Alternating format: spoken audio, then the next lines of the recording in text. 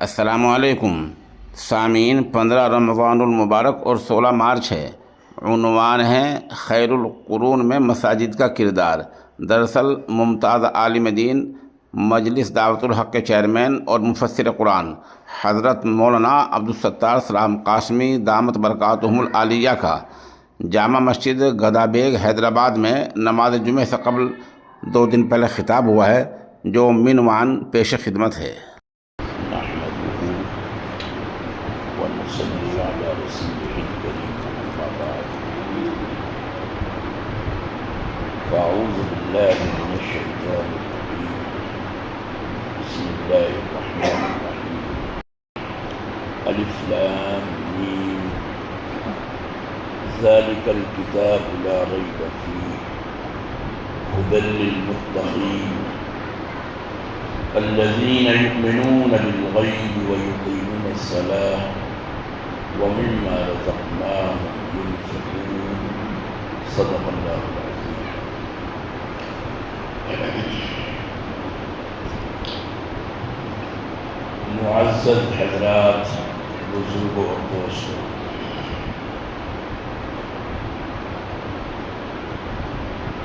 اللہ تبارک و تعالی نے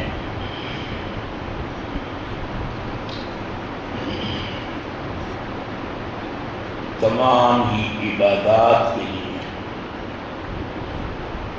ایک اجتماعی سسٹم، اجتماعی نظام مقرر کیا ہے۔ اقیموا الصلاۃ کا اگر حکم ہوا کہ نماز کی ادائیگی کرو، تو اس کے لیے ایسا نہیں تھا کہ ہر شخص اپنے گھروں میں یا جہاں بھی اس کو موقع ملے وہ نماز ادا کر لیں۔ اس کے لیے مسجد کی تعمیر ہوئی۔ اللہ کے نبی صلی اللہ علیہ وسلم جب مکے سے یثرب تشریف لائے، جس کا نام بعد میں مدینۃ النبی رکھا گیا، تو وہاں پہنچ کر اپنے حجرے سے پہلے اللہ کے گھر کی تعمیر کا حکم دیا، اور اس تعمیر میں بنفس نفیس خود بھی شرکت کی، اس کی تعمیر میں۔ مسجد صرف عبادت کے لیے نہیں تھی، بے شک عبادت کے لیے بھی تھی، 5 وقت کا نمازیں ادا ہوتی تھی، جمعہ ادا ہوتا تھا، لیکن اسی کے ساتھ ساتھ وہ درسگاہ بھی تھی، ایجوکیشن سینٹر بھی تھا۔ اللہ کے نبی صلی اللہ علیہ وسلم معلم تھے، تعلیم اور تربیت گاہ بھی تھی۔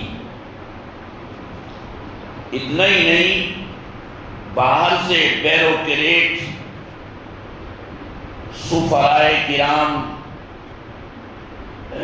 جو ملکوں کے نمائندے ہوتے ہیں، بیروکریٹ، ایمبیسیڈر، حکمراں، جب وہ تشریف لاتے تو ان سے ملاقات کے لیے بھی وہی مسجد نبوی ہوا کرتی تھی، اسی میں آپ ریسیو کرتے، ایک خاص عبا پہنتے اس وقت، ان سے ملاقات کے لیے پروٹوکول تھا آپ کا، ایک خاص عبا پہنتے، ایک خاص عطر لگاتے، اور اس عطر کے بارے میں بخاری میں لکھا ہے کہ یجاء من الہند، وہ ہندوستان سے امپورٹ ہوتا تھا۔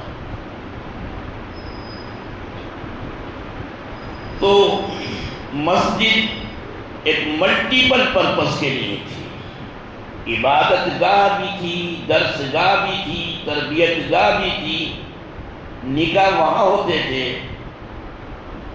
کوئی بھی ایمرجنسی معاملہ پیش آتا قوم کے لیے تو اس کے لیے بھی وہی جگہ مقرر تھی۔ حضرت بلال کو حکم ہوتا کہ شہر میں منادی کر دو، ایک نکاح کی ایجنڈا کہ نماز کے لیے آ جائیں، نماز کے لیے آ جائیں۔ وہاں مشورہ ہوتا ہے، مسجد میں ہوتا ہے۔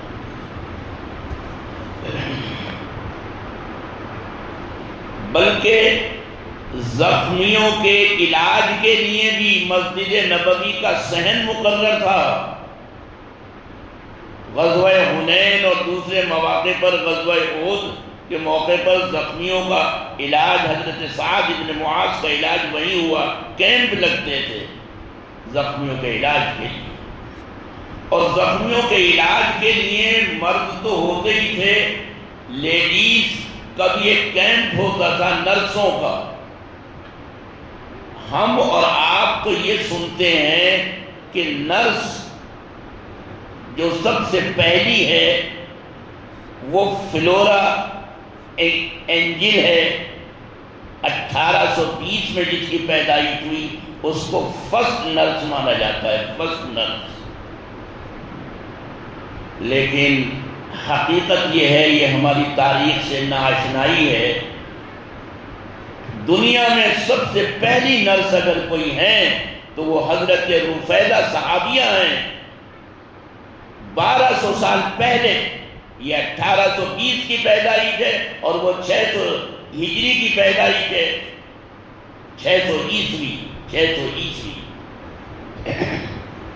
تو حضرت رفیدہ، ان کے ساتھ پوری ٹیم ہوتی تھی، اور جنگوں میں اونٹوں پر میڈیسن ٹولز، میڈیسن آلات اونٹوں پر لاد کر جنگوں کے میدان میں جایا کرتے تھے، پورا سسٹم تھا ان کے ساتھ۔ غرض یہ کہ مسجد ایک ملٹیپل پرپس کے لیے تھی۔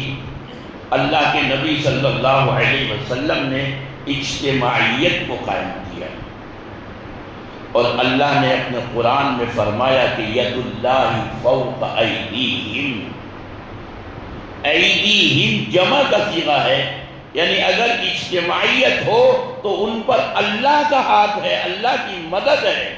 اللہ کی مدد اجتماعیت کے ساتھ ہے۔ فرد قائم ربط ملت سے ہے، فرد قائم ربط ملت سے ہے، تنہا کچھ نہیں۔ موج ہے دریا میں، بیرون دریا کچھ نہیں۔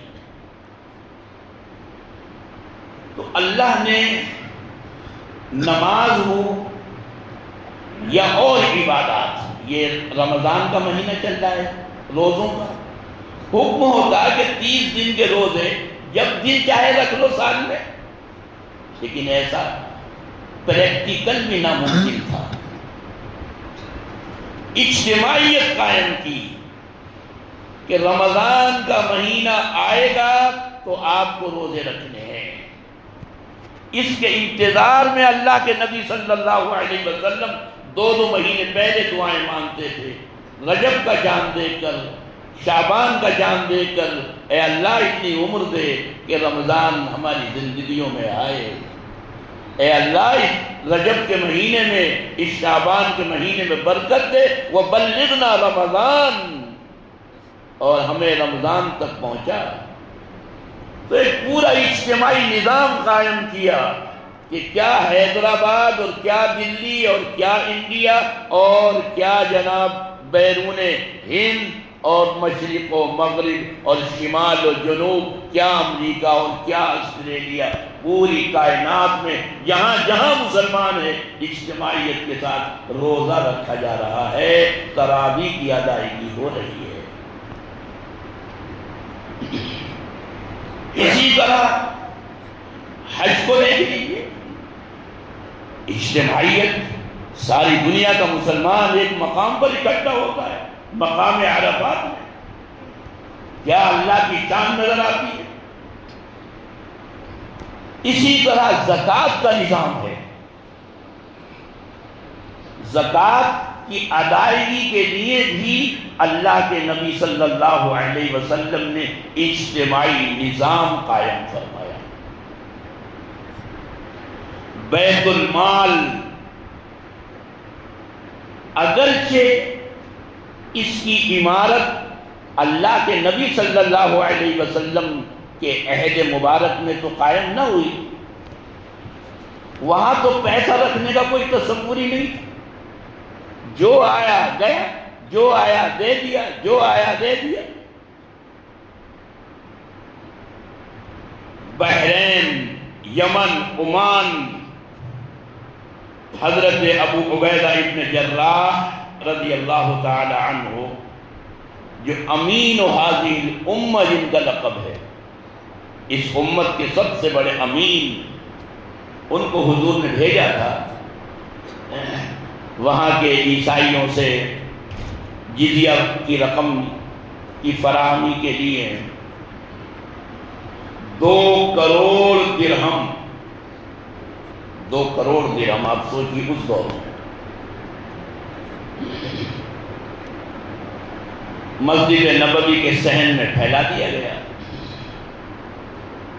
اس وقت حضور کے زمانے میں چونکہ آبادی بڑھتی گئی شہر، پہلے تو صرف ایک مسجد نبوی تھی، پھر جب آبادی بڑھی اور ضرورت پیش آئی تو 9 مسجدیں قائم ہو گئیں حضور کے عہد مبارک میں، تاکہ لوگوں کو ادائیگی نماز کے لیے زحمت نہ ہو. ہر شخص نہیں آ سکتا، 5 کلومیٹر سے 10 کلومیٹر سے نہیں آ سکتا، جمعے میں آ سکتا ہے. تو جو 9 مسجدوں میں نمازیں ادا ہو رہی تھیں، انصار صحابہ کو پتہ چلا کہ ابو عبیدہ ابن جراح مال لے کر آ گئے ہیں، تو سب فجر کی نماز میں مسجد نبوی میں آ گئے. نماز تو پڑھ رہے تھے وہ اپنی اپنی مسجدوں میں، لیکن آج وہ سب مسجد نبوی میں آ گئے. حضور نے دیکھا، مسکرائے، کہا آپ لوگوں کو پتہ چل گیا ہے ابو عبیدہ ابن جراح مال لے کر آئے ہیں؟ کہا جی حضور جی. 2 کروڑ درہم اسی وقت تقسیم کر دیا.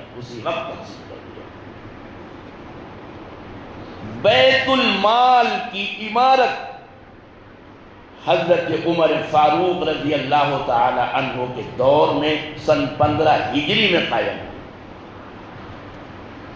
جب اس کی ضرورت محسوس ہوئی. اور مختلف اسٹیٹ میں، مختلف ملکوں میں وہاں بھی آپ نے بیت المال قائم کیے، لیکن جو مرکزی بیت المال تھا وہ مدینے میں تھا، اور اس کے نگراں حضرت زید ابن ارقم رضی اللہ تعالی عنہ تھے. گویا اسلامی حکومت میں سب سے پہلے وزیر مالیات اگر کہا جائے تو حضرت زید ابن ارقم تھے. ان کے نیچے ان کا اسٹاف نہایت دیانتدار، ایماندار، قابل افسروں کا تھا، جن میں حضرت معیقب جیسے بھی تھے، جن کے پاس حضور کی وہ انگوٹھی رہتی تھی جس پہ مہر لکھی ہوئی تھی. جب خط آپ کہیں بھیجتے تو وہ مہر لگاتے تھے. کوفے میں وہاں بھی بیت المال قائم کیا، حضرت عبداللہ ابن مسعود کو نگراں بنایا. اصفہان میں حضرت خالد ابن حارث کو بنایا.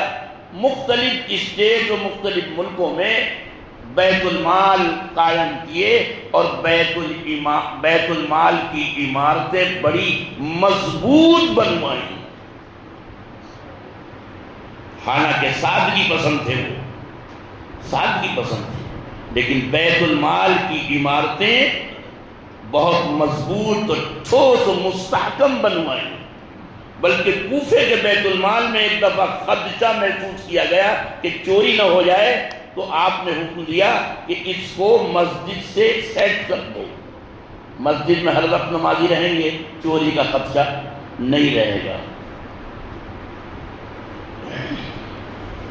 حضرت مولانا، اس پر یاد آیا، حضرت مولانا انور شاہ کشمیری رحمۃ اللہ علیہ، جن کا بہت تعلق تھا حضرت نظام سے، اور ان کے شاگرد خاص حضرت مولانا شبیر احمد عثمانی کا تو بڑا خاص تعلق تھا حضرت نظام دامت مدت رحمہ اللہ تعالی سے. اللہ تعالیٰ ان کی قبر کو نور سے منور فرمائے اور ان کی خدمات کو قبول فرمائے، جن کی خدمات کا سلسلہ صرف حیدرآباد اور یہ اسٹیٹ نہیں، یہ ملک نہیں، بلکہ مکے اور مدینے کی رباطیں گواہ ہیں کہ وہاں ان کی مدد پہنچی ہے۔ مولانا انور شاہ کشمیری رحمۃ اللہ علیہ نے بڑے پرانے فقہائے کرام کی کتابوں کے حوالے سے ایک بڑی عجیب بات لکھی ہے۔ وہ کہتے ہیں کہ مسجد بنائی جائے تو بالکل سادہ بنائی جائے، یہ حکم ہے۔ مسجد بنائی جائے تو بالکل سادہ ہو، اس کے اندر کوئی زیب و زینت، زیبائی، شاہرائی، استحکام، مضبوطی، پیسہ اتنا خرچ نہ کیا جائے، سادہ مسجد۔ لیکن ہر تصویر کے دو رخ ہیں جناب۔ انہوں نے فرمایا، اگلی بات یہ فرمائی، لیکن وہ علاقے، سمجھ رہے ہیں آپ، لیکن وہ علاقے، وہ ممالک جہاں غیروں کی اکثریت ہے، جہاں غیروں کا غلبہ ہے، وہاں مسجدیں مضبوط بنوائی جائیں، مستحکم ہوں اور اتنی مضبوط ہوں کہ ہلائے سے نہ ہلیں، اتنی مضبوط بنوائی جائے۔ یہ جو ہزار سال سے مسجدیں ہندوستان میں قائم ہیں، اگر یہ یوں ہی ہوتی ہلکی پھلکی تو کیا ہوتا؟ آج پھونکوں سے اڑ جاتی، پھونکوں سے اڑ جاتی۔ تو بہرحال بیت المال کا ایک مستقل سسٹم قائم کیا، جس میں ابو یوسف جنہوں نے کتاب الخراج جیسی عظیم کتاب لکھی ہے، ابو عبیدہ جنہوں نے کتاب الاموال جیسی کتاب لکھی ہے، جن کا دنیا میں ثانی نہیں ہے، انہوں نے لکھا ہے کہ ہر وقت مرکزی بیت المال میں مدینے کے 3 کروڑ درہم ہر وقت ریزرو رہتے تھے، 3 کروڑ درہم سالانہ ریزرو رہتے تھے۔ وہ حضرات مؤذنین کے لیے، حضرات ائمہ کے لیے، جو پڑھا رہے ہیں، اساتذہ ہیں، ججز ان کی بڑی تنخواہوں کے لیے مقرر تھے۔ کانا یرزقانی، حضرت عمر اور حضرت عثمان، کانا یرزقان المؤذنین والائمۃ والمعلمین، کہ حضرت عمر اپنے عہد میں، حضرت عثمان اپنے عہد میں حضرات مؤذنین کو، حضرات ائمہ کو اور حضرات اساتذہ کو بڑے بڑے وظیفے دیتے تھے۔ آج بیت المال نہیں ہے، پریشان ہے۔ جو تنخواہ نہیں کہنا چاہیے، ایک ضرورت کے مطابق جو کچھ بھی دیا جاتا ہے، اگرچہ ساؤتھ کا معیار شمال سے بہت بہتر ہے، یہاں ائمہ، مؤذنین اور اساتذہ کا جو احترام جو یہاں نظر آتا ہے وہ بہت بلند، بہت معیاری ہے، بہت بہتر ہے۔ پھر بھی ان کی بہت سی ضرورتیں ہیں،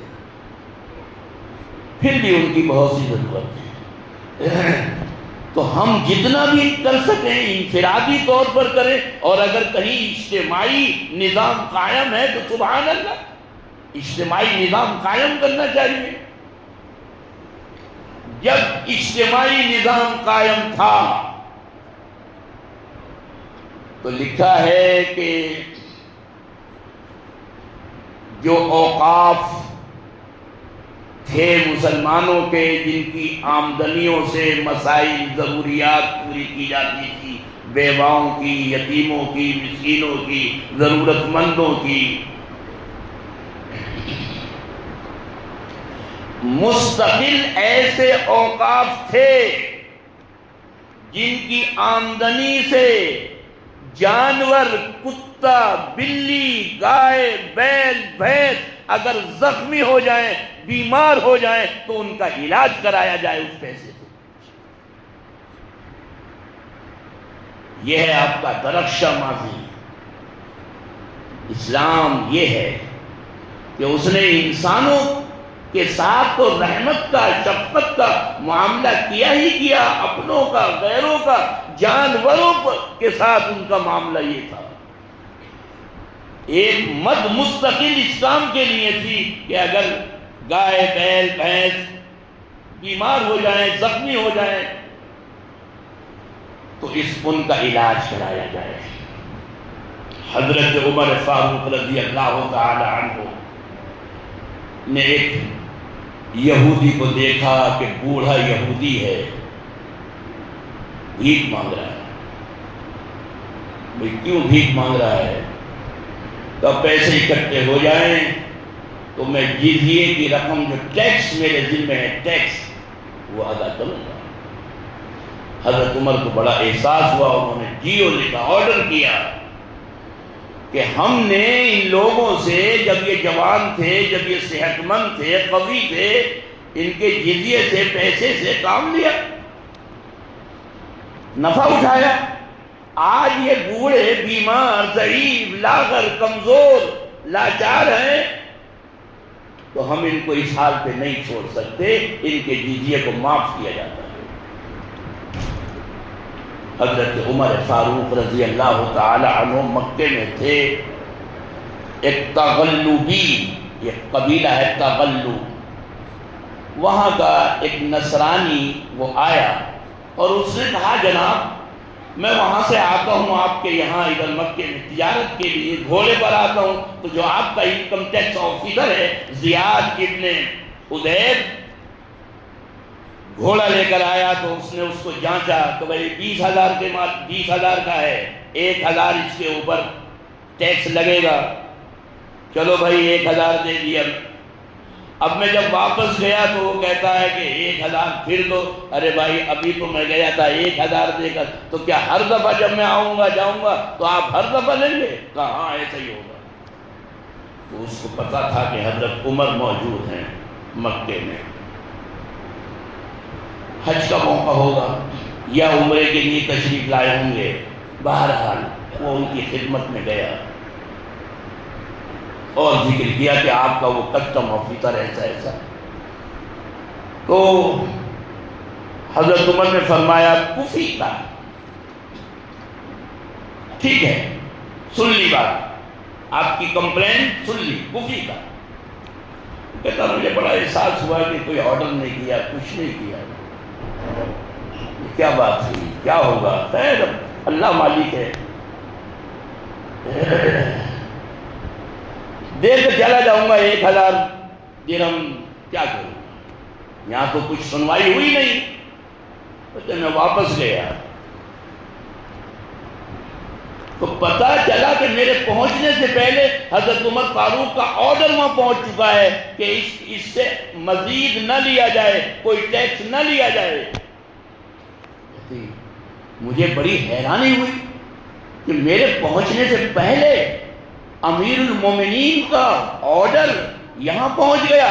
میں نے کہا قربان ایسے مذہب پر، ایسے دین پر کہ میری پرواز سے پہلے میرا فیصلہ اور میرے حق میں فیصلہ ہو جاتا ہے۔ میں اسلام قبول کرتا ہوں، اشہد ان لا الہ الا اللہ و اشہد ان محمد رسول اللہ۔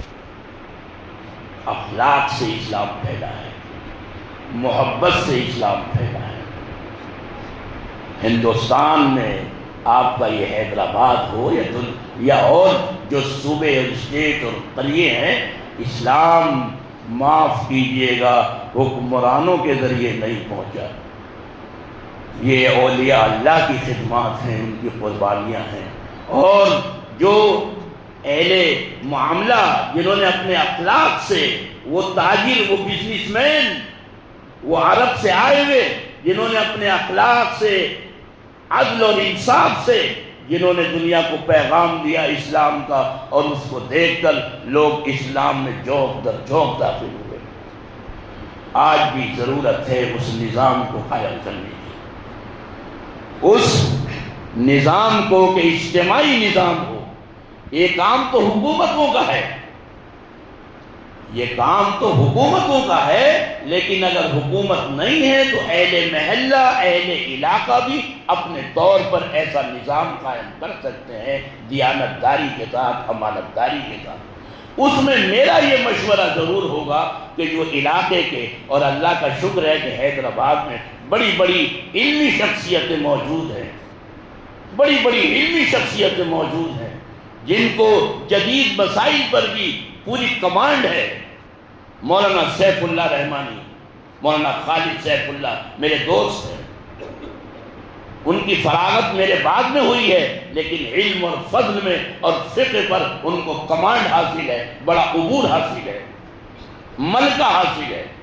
تو ایسے لوگوں کو آپ ضرور شامل کریں۔ نظام بیت المال کا اجتماعی قائم ہو، لیکن چونکہ ہر چیز کو اس کا ماہر جانتا ہے، دوا لیں تو ڈاکٹر سے پوچھنا پڑتا ہے، انجینئرنگ کا کام ہے، مکان کی بلڈنگ کی تعمیر ہے تو انجینئر سے مشورے کے بغیر آپ نہیں کرتے، سونا لیتے ہیں تو سونار سے مشورے کے بغیر آپ نہیں لیتے، جوہری اور سونار سے پرکھوا کر لیتے۔ اسی لیے اسلامی نظام بیت المال قائم کریں تو جو اسلام کے دین کے، جو شریعت کے ماہر ہیں، اور خدا کا شکر ہے کہ آپ کے شہر میں موجود ہیں، ان سے مشورہ ضرور کریں۔ ضرورت مندوں کی ضرورتیں پوری ہوں، شہر والوں کی، محلے والوں کی بھی ہوں، اور آج کے اس دور میں، گلوبلائزیشن کے دور میں، پوری دنیا ایک گاؤں ہے۔ آپ کے محلے کی جو ضرورت ہے اس کو بھی آپ دیکھیں، لیکن وہ ایسی ہی ضرورت، بلکہ اس سے زیادہ بڑی ضرورت کسی دوسری جگہ ہے تو اس کے بارے میں بھی سوچیں۔ اصل یہ ہے کہ پیسہ ضرورت کی جگہ لگے، ضرورت کی جگہ پر پہنچے۔ میرے عزیزوں اور دوستوں، مجھے خوشی ہوتی ہے کہ یہاں اس محلے میں اور اس علاقے میں، جہاں میں اس سے پہلے بھی کئی بار حاضر ہوا ہوں، یہ نظام قائم ہونے جا رہا ہے یا قائم ہو چکا ہے۔ اللہ تعالیٰ جو لوگ اس میں شریک ہیں ان کی نیتوں میں خلوص پیدا فرمائے، اس کام کو قبول فرمائے، اور جو مقصد ہے اس مقصد میں للہیت پیدا ہو، اور غریبوں کے، ضرورت مندوں کے بچیوں کی شادیوں میں اور ایجوکیشن پر جتنی بھی ضروری چیزیں ہیں ان میں وہ پیسہ خرچ ہو، صرف ہو، اور علماء اہل علم کے مشورے اور ان کی سرپرستی سے ہو۔ میرے عزیزوں اور دوستوں، اپنی بات کو میں ختم کرتے ہوئے آخر میں چونکہ آپ کو معلوم ہے کہ میں آتا رہا ہوں اس سے پہلے بھی، اور آپ حضرات کا پیسہ، آپ حضرات کا تعاون پنجاب میں، جہاں 47 میں ملک کی تقسیم کے بعد اگر کوئی ایریا، کوئی علاقہ اگر افیکٹ ہوا ہے تو یا حیدرآباد ہوا ہے اور یا پنجاب ہوا ہے، بڑے پیمانے پر۔ ندیاں خون سے بہہ گئی ہیں، میں اس کی تفصیل میں نہیں جا سکتا، نہ وقت ہے، نہ مناسب ہے، نہ حالات کا تقاضا ہے۔ ہزاروں ہزار مسجدیں ویران ہو گئی، جہاں قال اللہ اور قال الرسول کی صدائیں گونجتی تھیں، وہاں گائے اور بیل، بھینس، اور خدا معاف فرمائے ہم نے اپنی آنکھوں سے دیکھا گندے جانور ٹہل رہے۔ یہی ہوتا رہا، 47 سے 84 آیا، اشارے سمجھ لیجئے، اور 84 کے بعد کچھ ایسا ہوا کہ وہاں کی سکھ برادری کو پکڑ پکڑ کر ریل سے اور بسوں سے زندہ جلانے کی کوششیں ہوئی، اور زندہ جلا دیا گیا دلی اور اطراف میں، اور مسلمانوں نے بچایا، مسلمانوں نے تحفظ دیا، مسلمانوں نے تحفظ دیا۔ بھی چند روز پہلے بھی مہاکمبھ کے میلے میں جو لاشیں بہہ رہی تھی، جو بھگدڑ میں ہزاروں ہزار بھاگ رہے تھے، ان کی مدد کے لیے مسجدوں نے اپنے دروازے کھول دیے، مدارس نے اپنے دروازے کھول دیے، مسلمانوں نے اپنے دل کھول دیے۔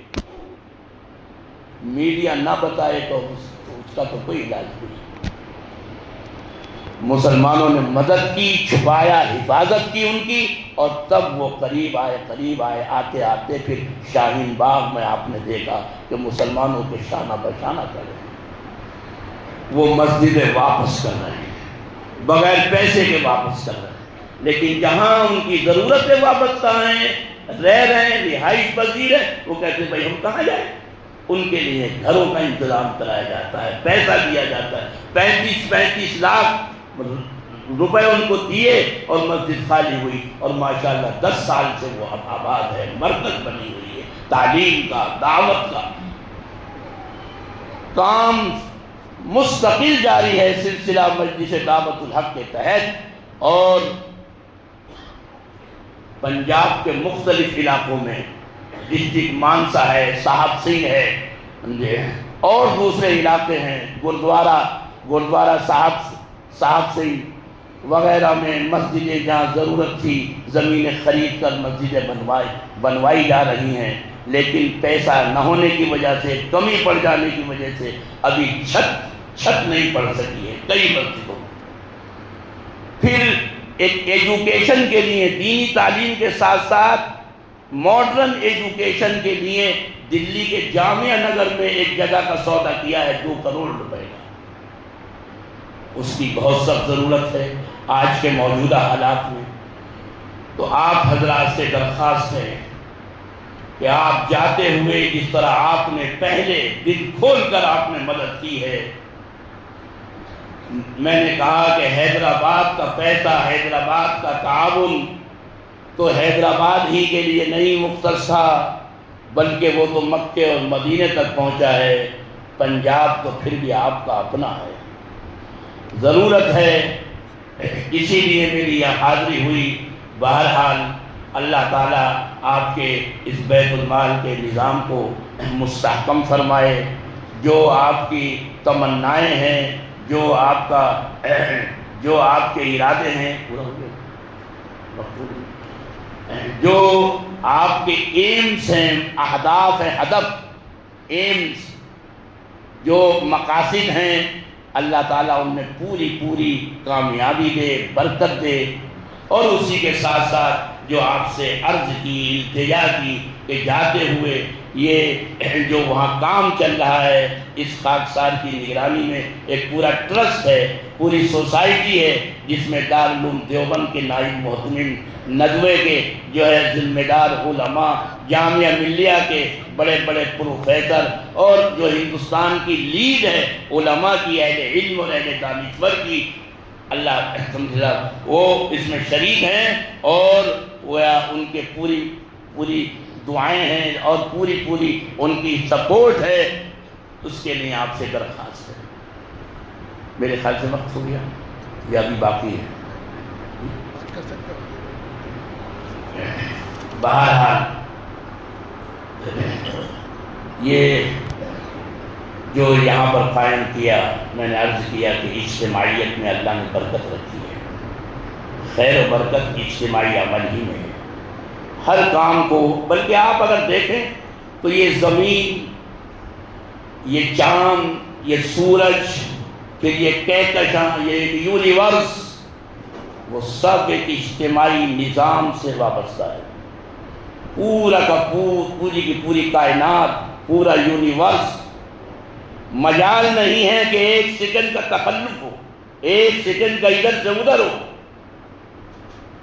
پورا نظام ایک اجتماعی سسٹم کے ساتھ مربوط ہے، اور اسی میں اللہ نے خیر رکھی ہے، مدد رکھی ہے۔